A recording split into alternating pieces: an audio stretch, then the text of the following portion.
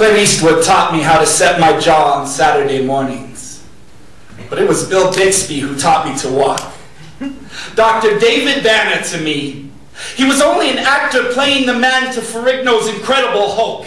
But even with the cheap makeup and contact lenses, he wore two faces better than any one man should be able to. It wasn't always easy to tell which one was the hero, the man or the beast. But Saturday mornings, he made the world outside sound like static and fiction. Setting his face against the sun, with the jacket slung low over his shoulder, he tread blacktop with the body language that told you in no uncertain terms that this was a man in exile to his anger.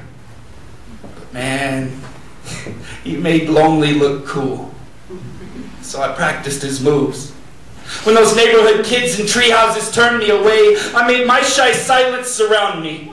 Threw a jacket over my shoulder even when I didn't have one, and practiced my leaving. One thing about silence, it gives you plenty of time to count your steps. So I always knew exactly how much space there was between them and me. Is it weird to have these Hollywood heroes? Fictional father figures?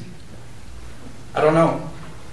But these were all the heroes I had. So the idea of shouldering exile down the road in a desperate search for a higher degree of manhood was easy to relate to.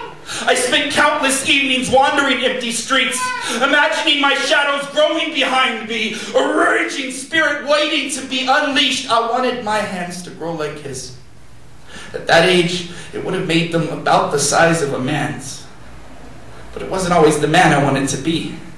There were times I wanted to scream like a wounded beast, when I realized that his televised exile was scripted, but loneliness for a child weighed more than all of the steel traps they ever laid over him.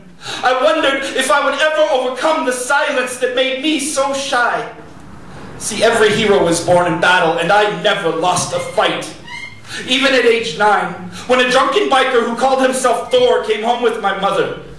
He held me by the ankles over the balcony because he thought the sound children made when they were screaming was funny. A half hour later, and a six-pack drunker, he lifted the refrigerator off the floor in a feat of strength I still haven't seen equaled, but he was trying to throw it at my mother. And I got angry.